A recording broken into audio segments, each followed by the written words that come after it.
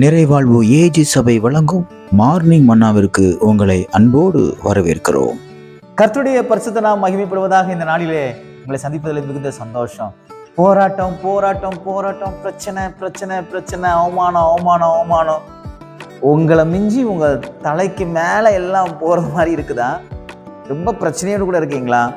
என்ன பண்றதுன்னே தெரியல, நானும் எவ்வளோ முயற்சி பண்றேன், ஆனா ஒன்றும் சக்சஸ் ஆன மாதிரி தெரியல. ஆனா இன்னைக்கு கர்த்தர் கூட ஒரு வார்த்தையை பேசுகிறாரு. யோசுவா எழுதின சரித்திர புத்தகம் 3ஆம் அதிகாரம் 15வது வார்த்தையினுடைய கடைசி பகுதியை நான் வாசிக்கிறேன்.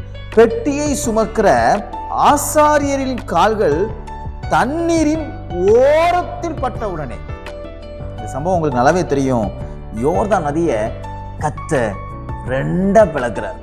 எப்படி தெரியுமா?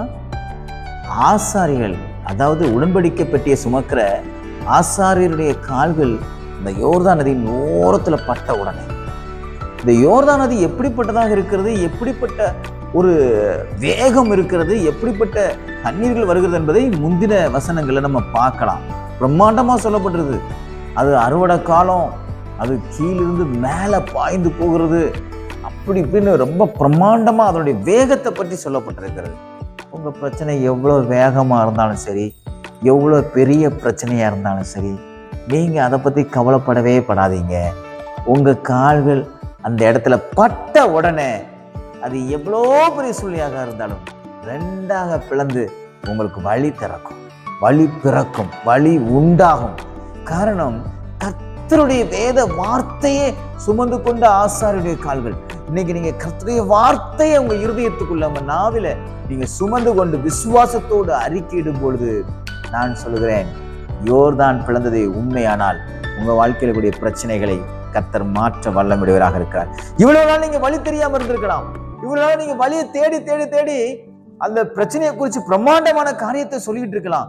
அப்படி ஆயிரும், இப்படி ஆயிரும், இந்த வியாதி இப்படி ஆயிரும், அந்த வியாதி இப்படி ஆயிரும், உனக்கு இந்த காரியம் வந்துருச்சா, உனக்கு இப்படிப்பட்ட ஒரு சூழ்நிலையா, அவ்வளவுதான் அப்படின்னு சொல்லி உங்க பிரச்சனையை பிரம்மாண்டமா பேசிட்டு இருக்கலாம். ஆனா உங்களுக்கு ஒரு ரகசியம் இன்றைக்கு நான் உங்களுக்கு சொல்லுகிறேன். எவ்வளோ பிரம்மாண்டமான பிரச்சனையா இருந்தாலும் மிகவும் எளிதாக உங்க கால் பட்ட உடனே, அப்படின்னா நீங்க போய் நின்ன உடனே, அப்படின்னா நீங்க சொன்ன உடனே, நீங்க ஜெபித்த உடனே கர்த்தர் ஒரு பெரிய மாற்றத்தை ஏற்படுத்துவார்.